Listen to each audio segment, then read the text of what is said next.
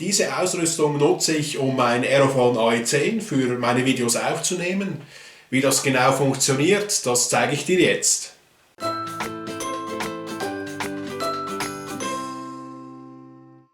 Herzlich willkommen zu diesem Video.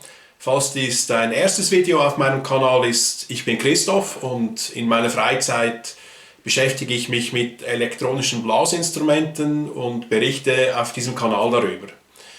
Falls du schon andere Videos von mir gesehen hast, dann willkommen zurück und vielen Dank, dass du dich für meine Videos interessierst. Heute möchte ich dir zeigen, wie du dein Aerophone AE10 selbst zu Hause in deinem Wohnzimmer aufnehmen kannst. Das heißt, ich zeige dir meine Ausrüstung, die ich nutze, um mein Aerophone AE10 von Roland aufzunehmen. Ich habe dieses Video dafür in mehrere Teile gegliedert. Zuerst möchte ich dir meine Hardware zeigen, also meine Ausrüstung, die ich nutze. Dann kurz auf die Software eingehen, die du benötigst, um ein Aerophone AE10 aufzunehmen. Und schließlich zeige ich dir dann auch natürlich den Aufnahmeprozess, so wie ich normalerweise mein Aerophone aufzeichne. Zur Ausrüstung gehört natürlich das Aerophone. Dann benötigst du dazu einen Laptop oder einen Computer. Für mein Setup ist dazu nicht ein völlig neuer Computer notwendig. Wahrscheinlich genügt ein durchschnittlich schneller Laptop, den du schon zu Hause hast, für das Setup, das ich hier nutze. Mein Laptop ist vielleicht 4 Jahre alt und das ist problemlos machbar mit diesem Gerät. Als Aufnahmegerät, das zwischen das Aerophone und den PC oder Laptop geschaltet ist, nutze ich das Focusrite Scarlett 2i2 Studio. Für mich waren 2 Kriterien ausschlaggebend, als ich mich für dieses Gerät entschieden habe. Ich wollte erstens meine Kosten überschaubar halten, das heißt, Ziel war für mich nie, ein professionelles Tonstudio bei mir zu Hause einzurichten, sondern ich wollte für mein Hobby eine einfache Möglichkeit erhalten, mein Aerophone AE10 aufzunehmen. Das Focusrite Scarlett 2i2 Studio kostet aktuell bei Amazon rund 250 € und dieser Preis war für mich annehmbar. Deshalb habe ich mich für dieses Gerät entschieden, was den Preis anbelangt.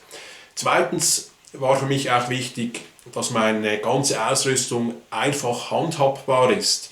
Das heißt, ich wollte nicht zuerst einen Kurs belegen müssen, um all meine Geräte zu verstehen und mein Aerophone aufnehmen zu können.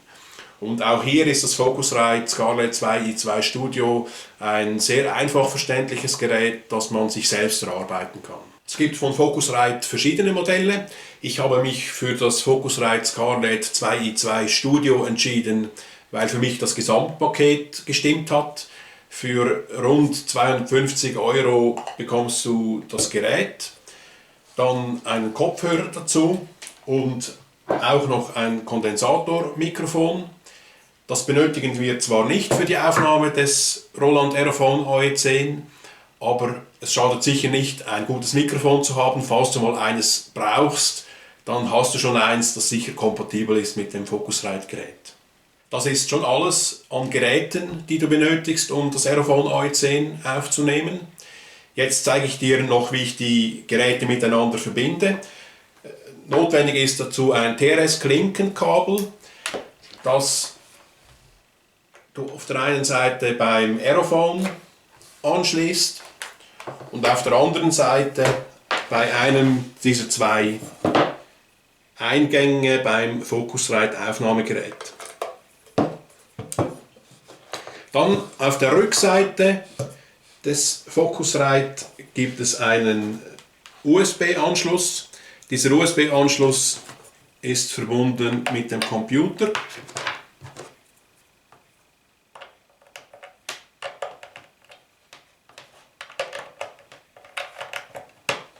So.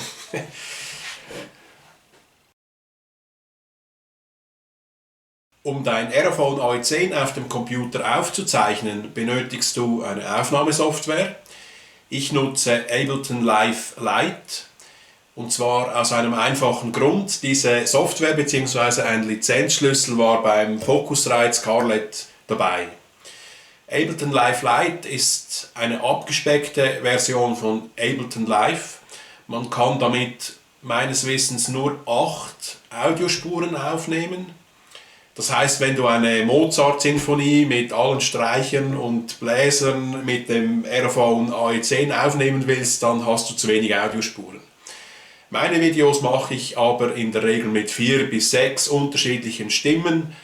Da genügt Ableton Live Lite problemlos dafür. Damit du siehst, wie das funktioniert mit der Aufnahmesoftware, wechseln wir nun auf meinen Bildschirm, auf meinen Computer. Ich habe hier 3 Audiospuren vorbereitet in Ableton Live Lite. Die kannst du auch umbenennen. Ich werde dann Blockflöte spielen. Nennen wir das Blockflöte Recorder 1, 2 und 3.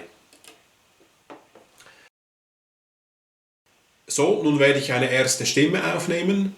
Dazu muss ich der Software noch sagen, dass das Aerophone am Anschluss 2 beim Focusrite angeschlossen ist. Dann soll die Software automatisch erkennen, wenn ich spiele. Und diese erste Audiospur muss aufnahmebereit gestellt werden.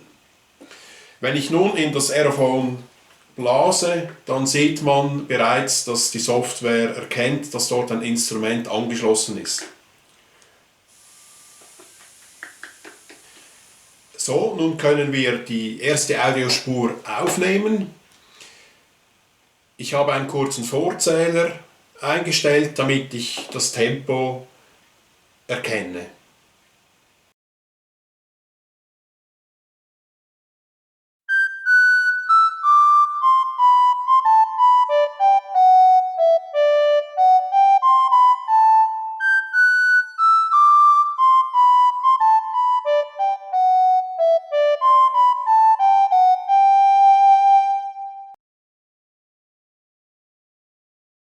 So, nun mache ich dasselbe noch für die zweite und die dritte Stimme nach demselben Vorgehen.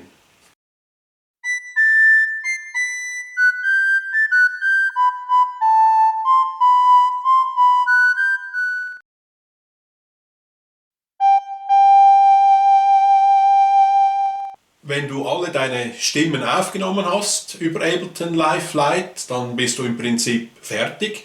Was ich manchmal noch kontrolliere, ist die Lautstärke der einzelnen Stimmen. Dazu muss ich ein anderes Fenster wählen in Ableton Live. Wenn man das abspielt, das Aufgenommene, siehst du die verschiedenen Lautstärken hier. Falls einer dieser Lautstärkepegel in den roten Bereich hineinreichen würde, dann könnte ich noch Anpassungen machen und die Lautstärke nach unten drehen bei den einzelnen Stimmen. Kontrollieren kannst du auch den Gesamtpegel von allen 3 Stimmen. Das ist aber schon alles, sonst verändere ich an den Klängen bei meinem Aerophone AE10 nichts, wenn ich ein Video aufnehme. Bei einem Video ist es natürlich anschließend noch notwendig, die Audiospur, die ich auf dem Computer aufgezeichnet habe, und die Videospur, die auf der Videokamera aufgezeichnet ist, miteinander zu synchronisieren, damit der Ton mit dem Bild übereinstimmt. Und wenn das Video mit dem Audio synchronisiert ist, dann sieht das Resultat zum Beispiel so aus.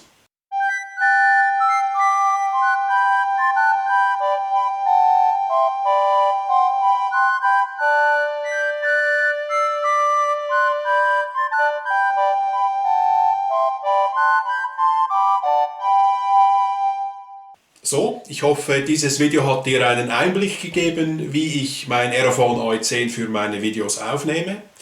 Ich hoffe auch, dass es soweit verständlich war, dass du das Vorgehen bei dir zu Hause kopieren könntest, falls du dein Aerophone AE10 auch aufnehmen willst. Falls du Fragen zu diesem Video hast, dann kannst du sie unten in die Kommentare schreiben und ich werde gerne darauf antworten, wenn ich eine Antwort weiß. Falls das Video für dich hilfreich war, dann freue ich mich natürlich auch über einen Daumen hoch. Für heute war es das aber. Besten Dank für die Aufmerksamkeit. Auf Wiedersehen.